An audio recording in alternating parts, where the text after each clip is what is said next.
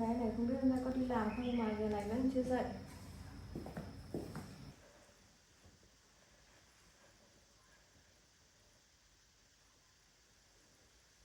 Vinh ơi.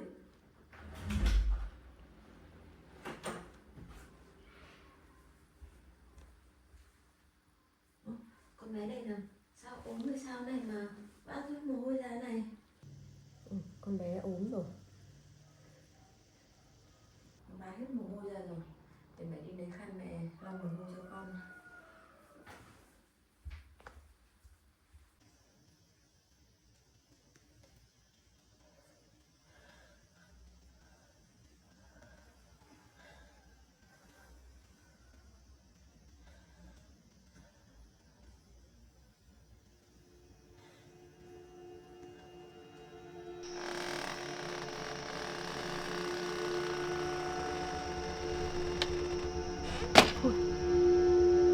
Ai đây?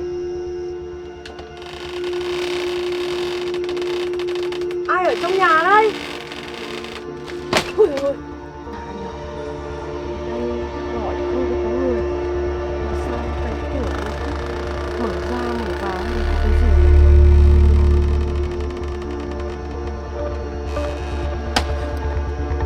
Ở quanh đây thì có mỗi cái nhà này thôi.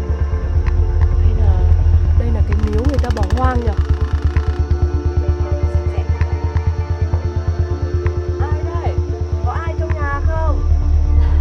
Chắc chắn là trong cửa mở như vậy chứ.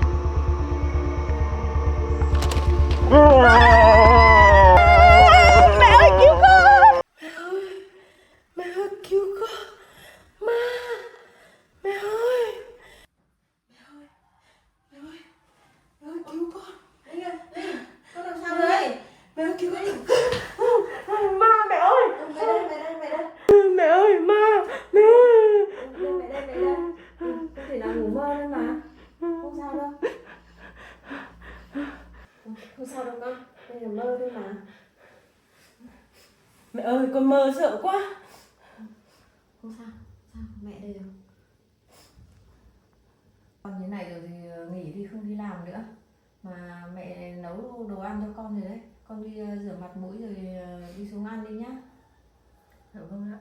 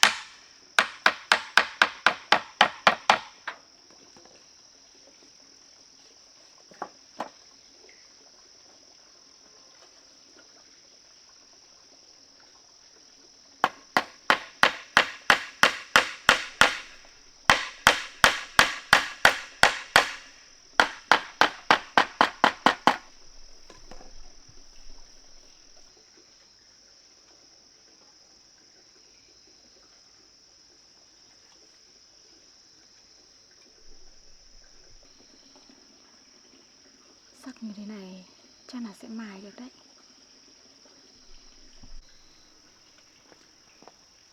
Chị Tiểu Tiêu làm gì đấy? Trang à, chị đang làm cho em cái này. Em có thể mài các loại củ ra để làm bánh. Loại bột nó sẽ rơi xuống dưới này đấy. Thế ạ? Ừ. Chị cho em xem một tí. Đấy. Trông hay nhở? À, ở đây có một vườn sắn. Hay hai chị em mình đi hái sắn về để làm bánh đi. Thế cũng được. Bây giờ chị em mình đi thu hoạch củ sắn rồi về làm luôn xem thế nào. Vâng, thế đi, chị em mình vào chuẩn bị đồ để đi.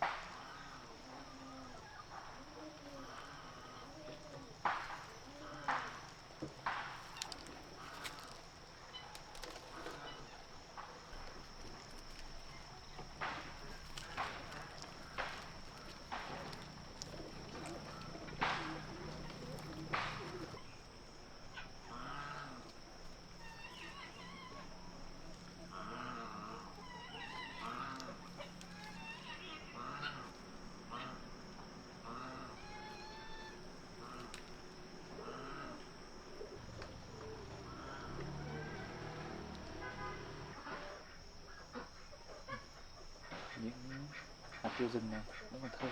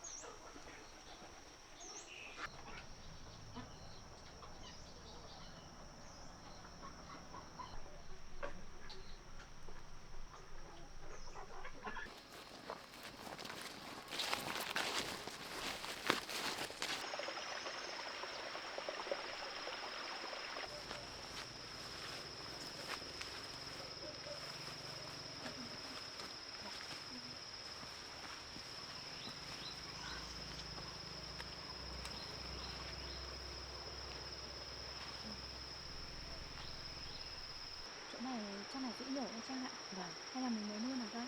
vâng, lấy luôn đây đi chị ạ. Để em chặt cây.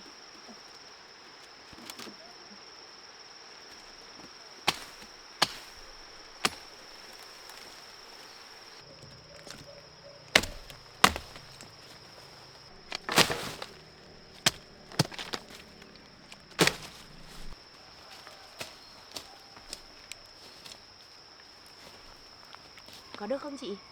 Cũng chắc lắm Trang ạ.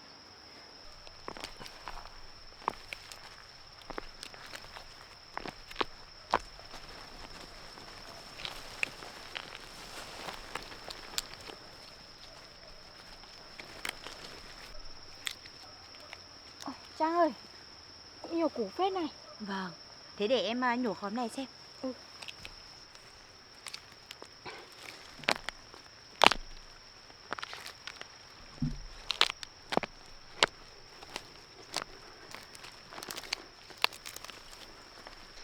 Chị ơi, em cũng lên rồi, nhiều củ ra phết chị ạ. Gốc này cũng củ to đấy nhỉ. Vâng. Mang em kia đi. Đây, đến đây em chặt. Để chị nhổ xem nó có nhiều củ không.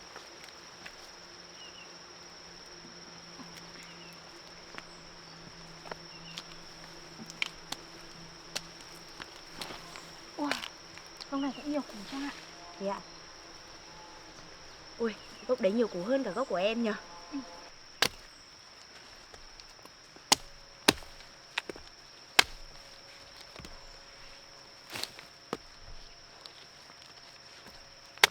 Ui.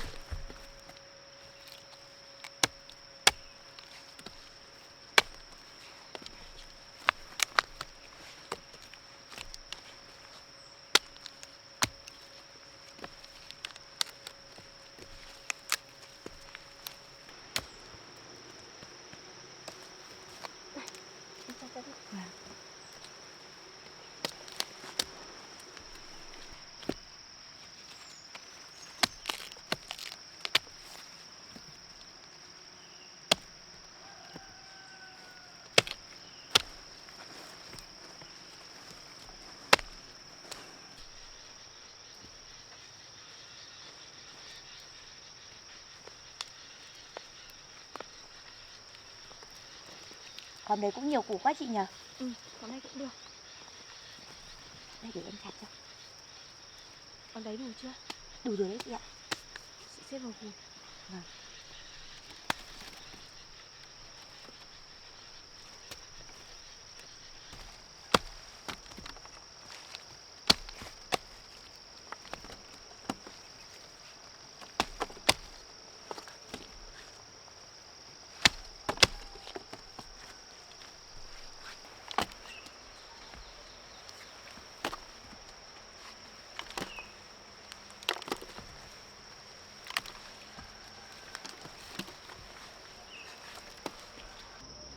Chỗ này đâu làm bánh rồi chị nhỉ? Để em hộ.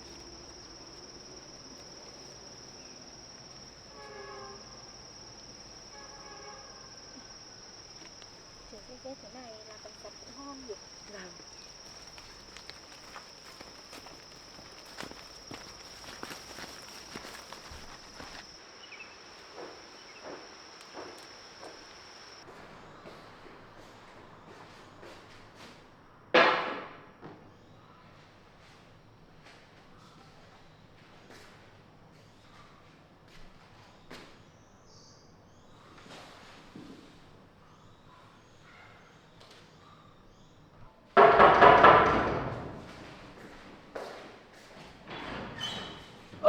Anh Sáng à? Ừ, chào em. Chào anh. Hôm em nhận được hồ sơ thì em cứ ngờ ngợ, em không nghĩ là anh đấy.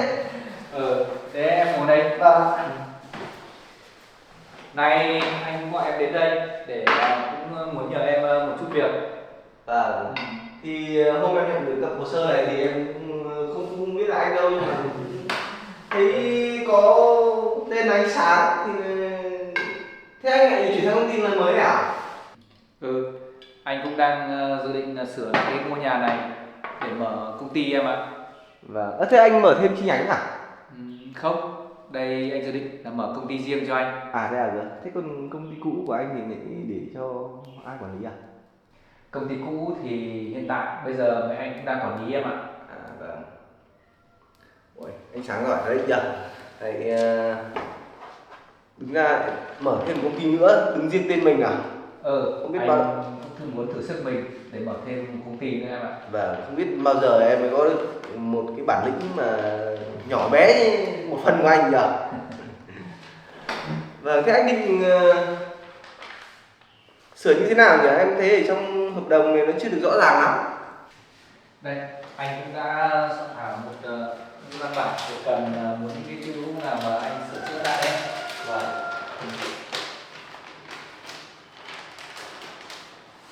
vâng, em cho xem cho bạn xem.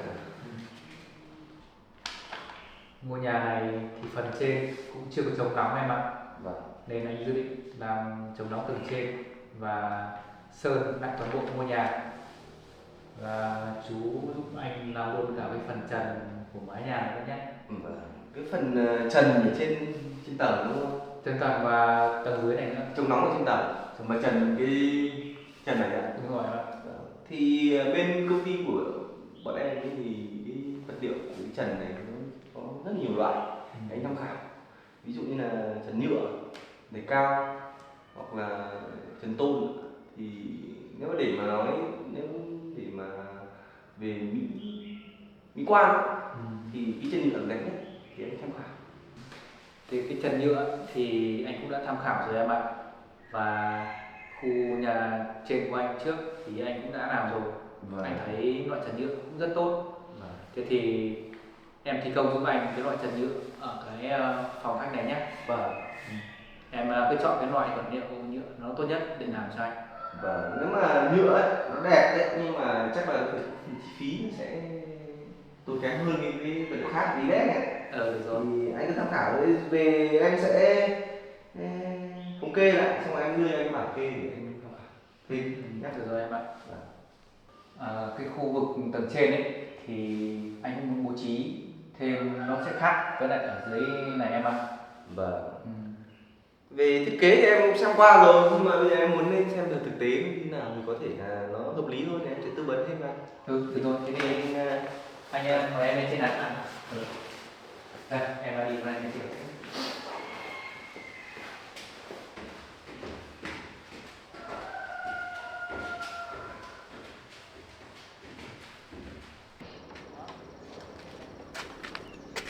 Đây này, anh thấy ngôi nhà này phần trên nó vẫn chưa chống nóng và anh cũng đang dự định là làm một số cái phòng ở đây nữa.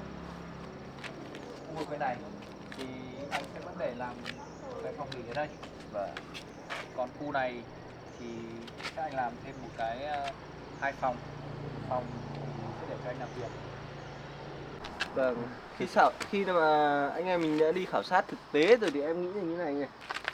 Cái tầng 2 này mình vẫn sẽ đổ mái, sau đó là sẽ chống nóng như cái mái tôn lên bên trên nữa thì nó sẽ vừa mát mà vừa bảo vệ được cái phần mái cho mình anh ạ. Chứ đây này anh xem này. Cái nền này là bắt đầu có dấu hiệu của hỏng hóc rồi đấy. Đúng rồi đấy em ạ.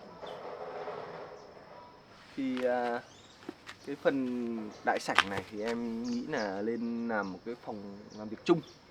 Đấy, và sau này đằng sau này sẽ là một gian phòng riêng của giám đốc và một gian còn lại sẽ là làm phòng chờ, có thể là cho nhân viên nghỉ ngơi hoặc là khách khứa, đúng không?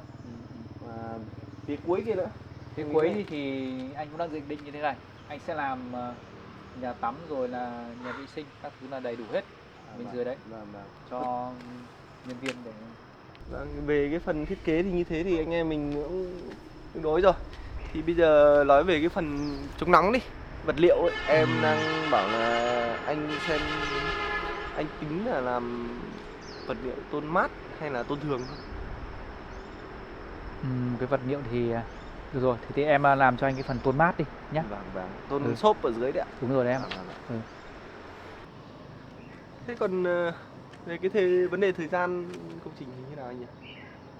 Cái vấn đề thời gian ấy thì anh cũng chưa chắc chắn được, nhưng em cố gắng hoàn thành công trình cho anh trong năm nay.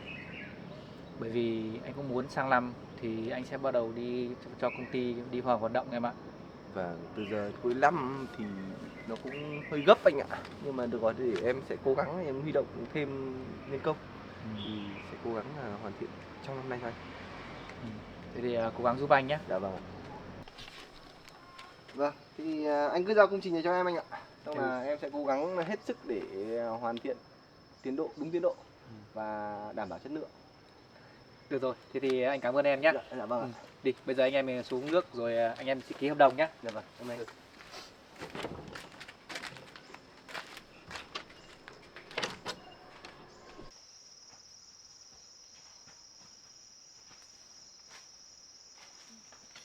Ở đây có lá chuối này chị ơi. Ui, một cái lá này to chưa Trang ơi? Vâng, lấy ở đây đi chị ơi. Mình lấy lá chuối đây nhá. Vâng. Để em tìm cái cây. Lấy cái sao đấy.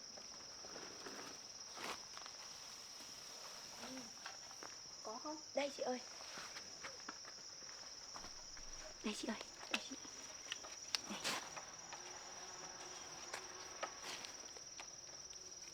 Em đi.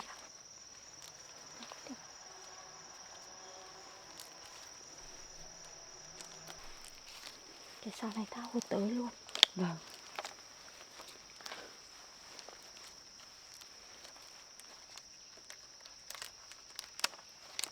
Rồi.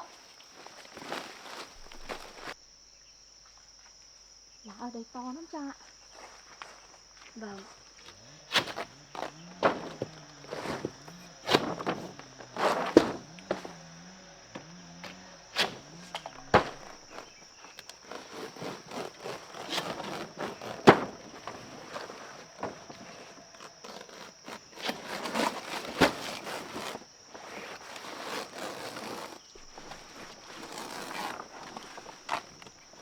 đây to quá chị nhỉ.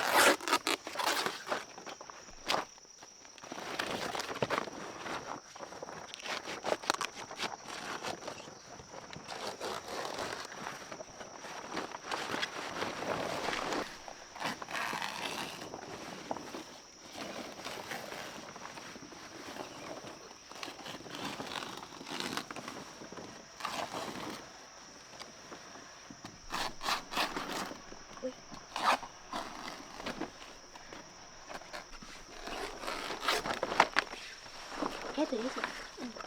Đấy mới vui.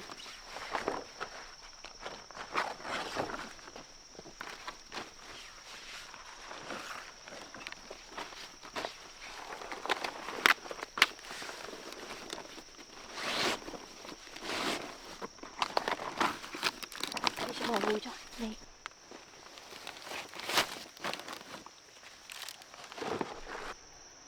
Rồi chị ạ.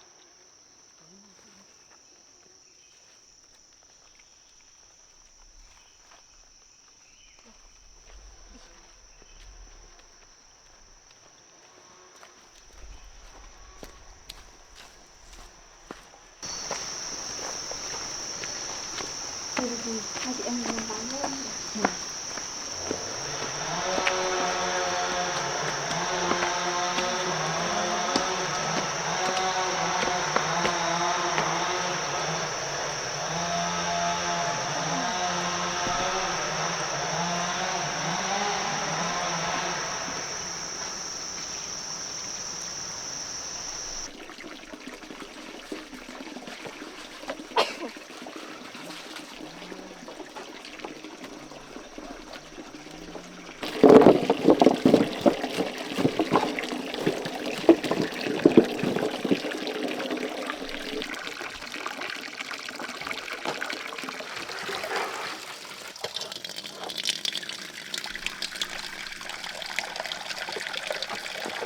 Bỏ cái sắn này luôn.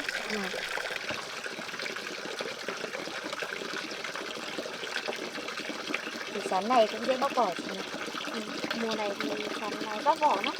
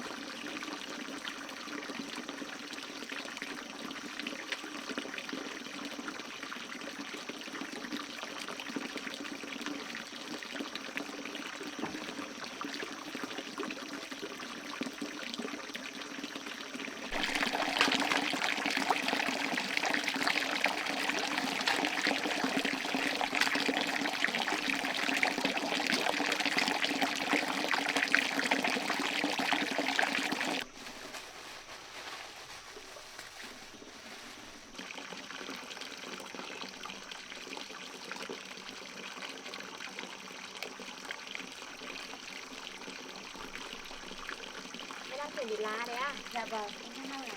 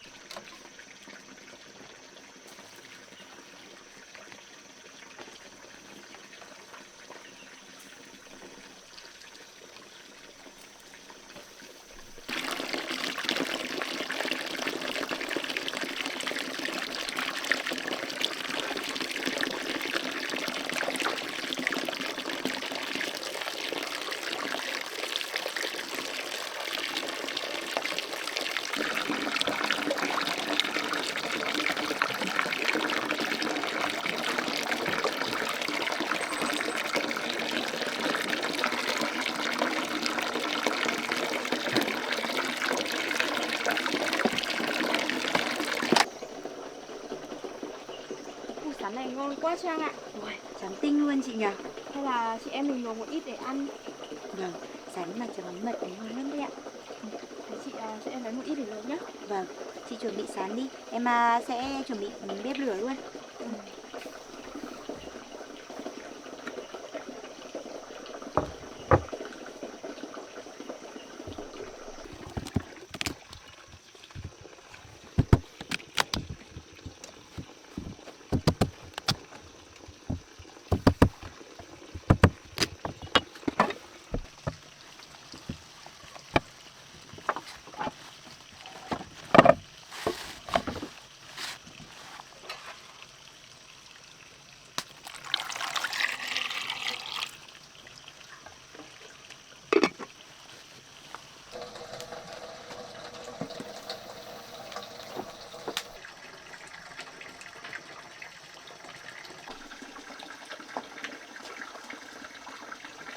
Cái này mà mài củ sắn vào đây chắc là bột sẽ rất nhỏ ở đây.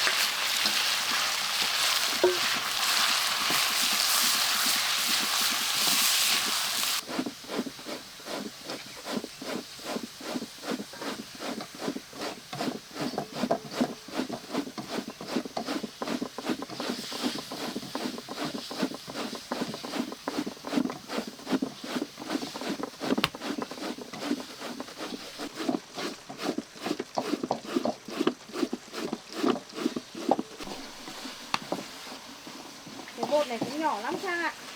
Trông mịn quá chị nhỉ. Chắc là hôm nay ngon lắm đấy. Vâng.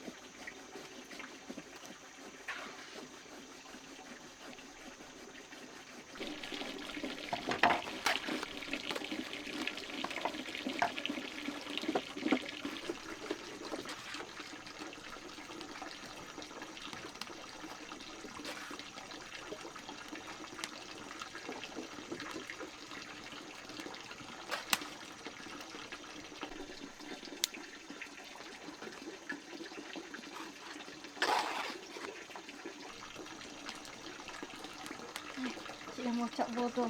Ui, được nhiều thế chị nhỉ. Nói củ sắn này được nhiều bột thật đấy.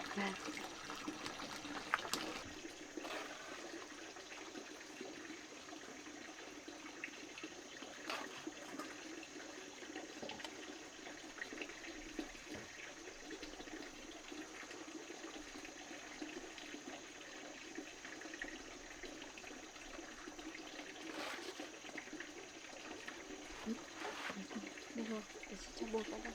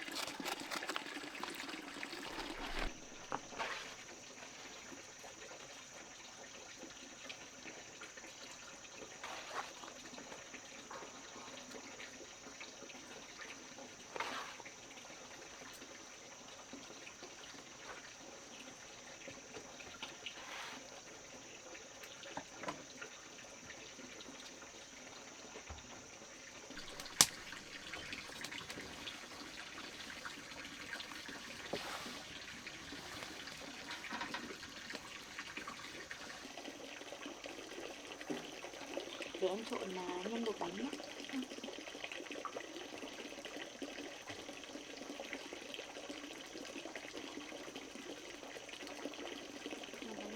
Cho nó ngon hơn. Bột rất là nhỏ. Mịn lắm chị ạ.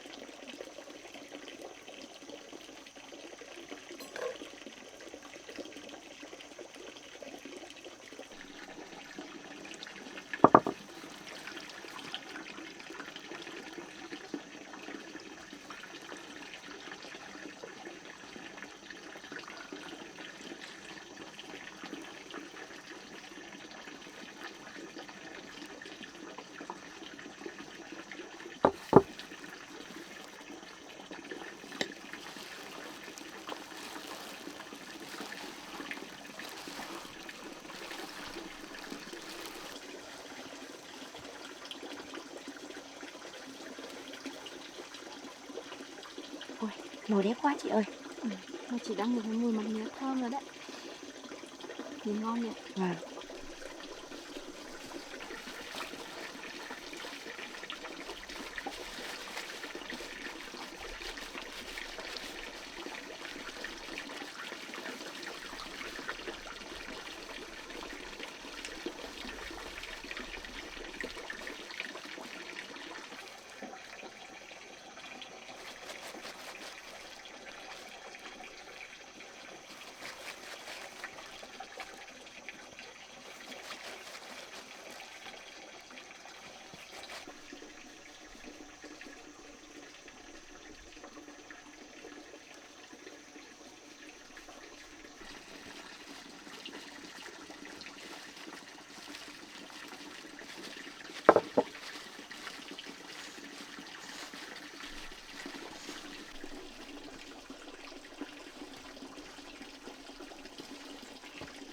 Bột dẻo chị nhỉ?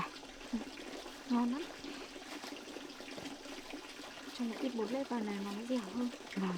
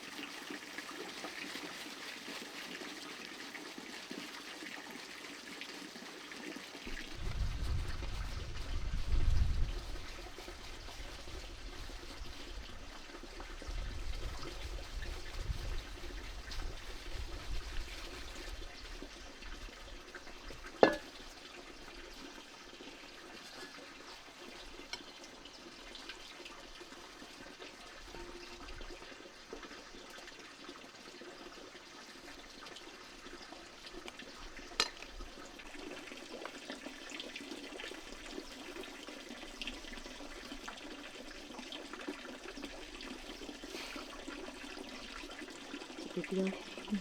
Nhìn xinh đó.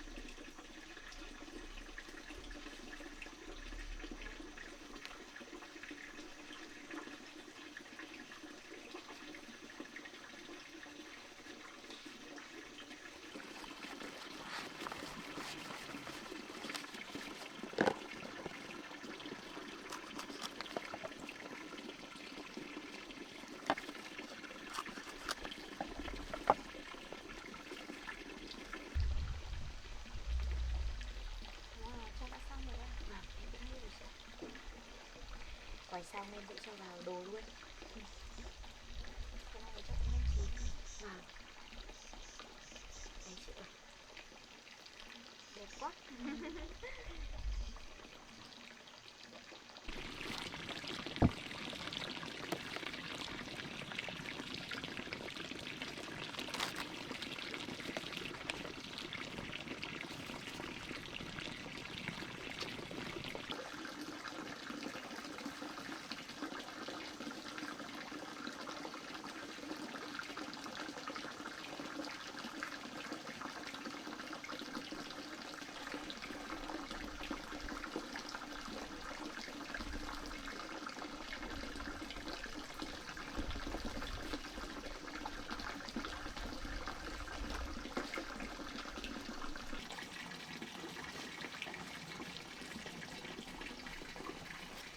Cũng sắp hết rồi chị nhỉ? Chỗ này còn mấy cái nữa thôi. Để em cuốn bánh cho chị nhé. Em hộ chị.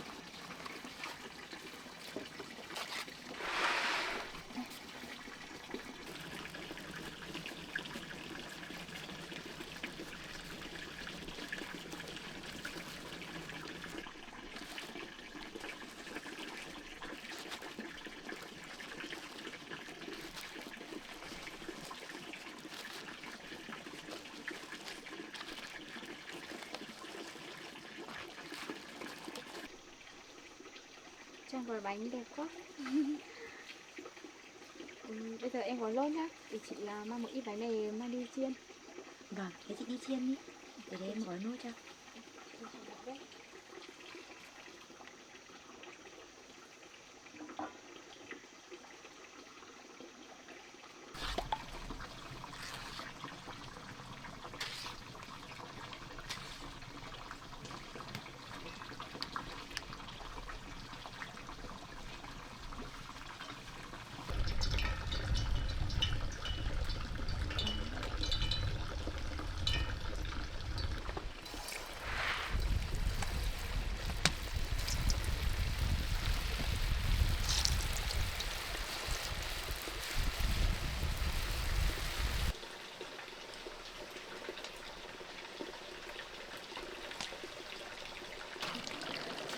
Wow, chị ơi, nhìn ngon không? Cho em mượn cái kẹp em gác thử. Chín rồi đấy chị ạ. Trong thế này là chín rồi đấy ra. Để em vớt hết ra nhé. Vâng.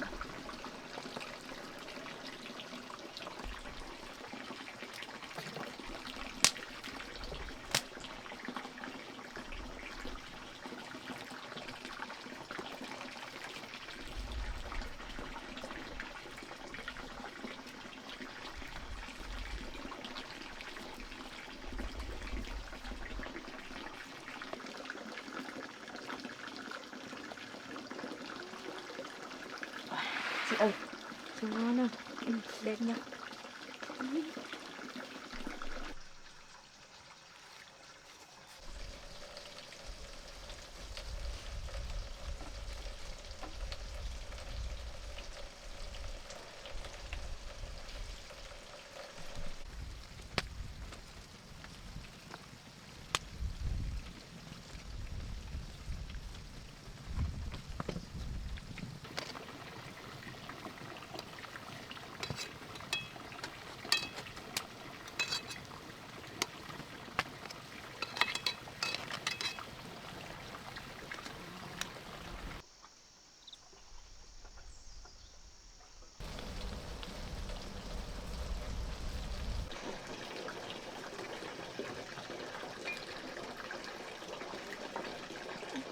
Nó sắn luộc này chín rồi đấy nhỉ? Dạ vâng. Thế đi chị bắt ra luôn.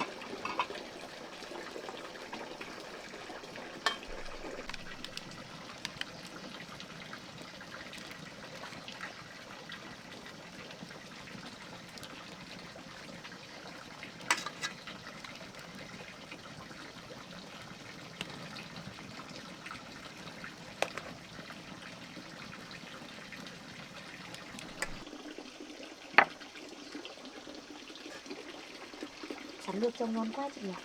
Bở lắm. Cái này là sắn mật thì rất đi luôn. Vâng. Món bánh này sắp được rồi đấy, để chị bắt ra. Bánh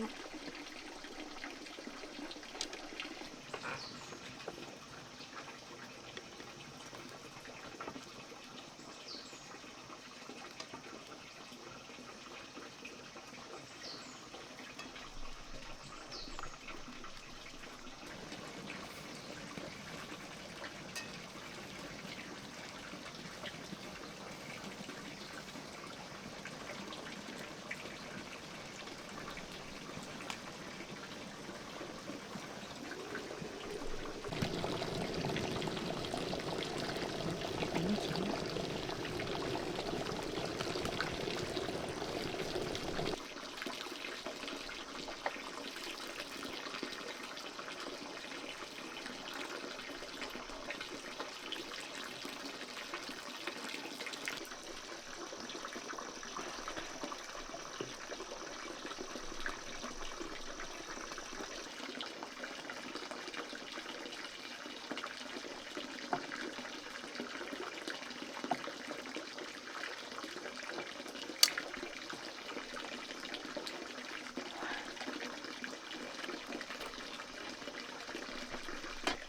Ngon quá chị ơi. Bây giờ Vâng. nóng lắm rồi, chị không được ăn món bánh này. Nhìn ngon nhỉ? Vâng. Em đang làm cái đi. Chị lên cho.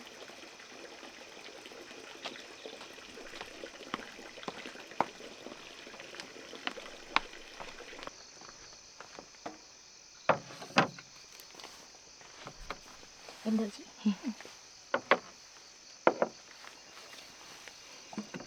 Trông ngon quá chị nhỉ? Bây giờ Trang muốn thử món bánh nào trước để chị lấy cho em. Em thấy món nào cũng ngon, không biết ăn món nào cả. Hay chị Tử Tiêu chọn cho em một món đi.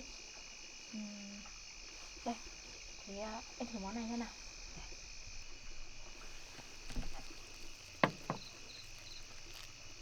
Wow.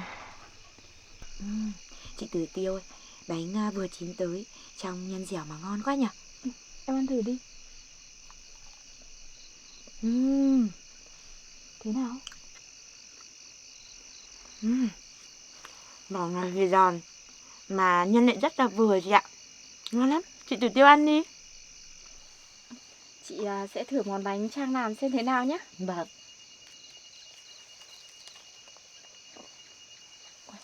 Cái bánh này màu cũng đẹp quá nhỉ.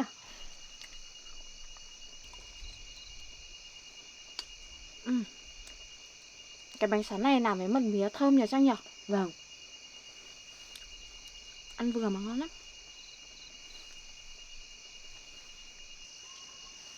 Em ăn đi. Vâng, để em thưởng thức cái món sắn luộc này nhé.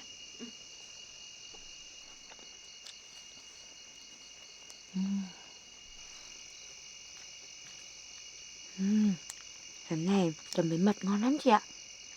Sắn có bở không? Bở lắm chị ạ. Nhìn những củ sắn này đã thấy bở rồi. Vâng. Ăn sắn không, cái vị sắn của nó rõ ràng hơn chị ạ. Mà cái mật mía này thơm nhỉ? Vâng. Chị ăn thử món bánh này nữa xem. Mình đã thấy ngon rồi.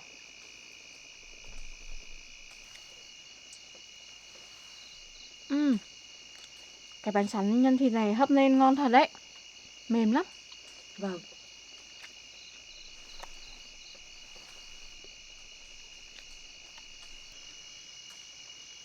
Đúng là ngon mà chị ạ. Nó mềm mà nó ngậy nhỉ? Vâng. Chỉ với một củ sắn mà làm được nhiều món bánh ngon quá chị nhỉ? Nó còn làm được nhiều món bánh nữa đấy Trang ạ. Dạ. Hôm nào chị phải kia chị chỉ em đấy nhá. Nhất định chị sẽ chỉ cho Trang biết. Vâng.